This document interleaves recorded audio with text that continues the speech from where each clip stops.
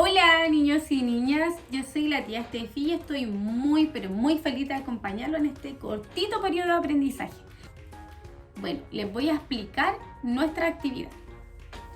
Hoy vamos a conocer y vamos a hablar sobre los animales domésticos. ¿Conocen los animales domésticos? ¿Saben qué son? Bueno, yo les voy a explicar.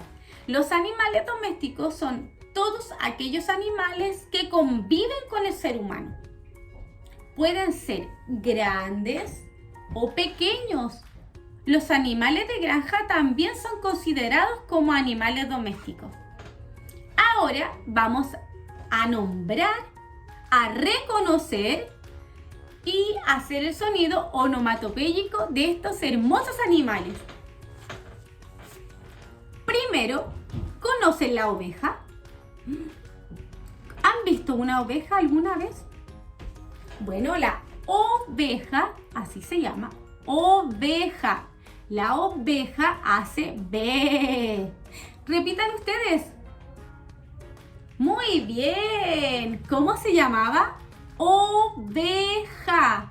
Y la oveja hace B. Muy bien. Ahora vamos a presentar un animal de granja que seguramente ustedes ya han visto en más de una ocasión. Ya lo conocen. Es la vaca. La vaca. Repitan ustedes.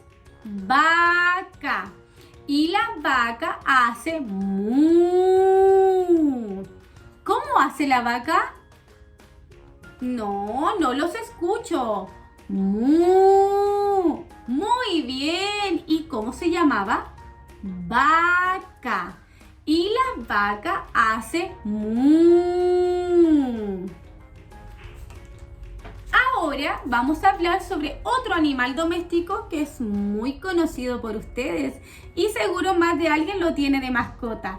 Y este es el perro. ¿Les gusta el perro? Sí, el perro es muy entretenido. Y el perro hace guau. Guau, guau, guau. ¿Ustedes saben? ¡Guau, guau, guau! Muy bien. ¿Cómo hacía el perro? ¡Guau! Sí, muy bien. Excelente, niños. ¿Les gustó la actividad? Lo más entretenido es que podemos seguir practicando en nuestra casa todos estos animales. Me parece fabuloso. Un aplauso para ustedes. Hasta luego. Besitos.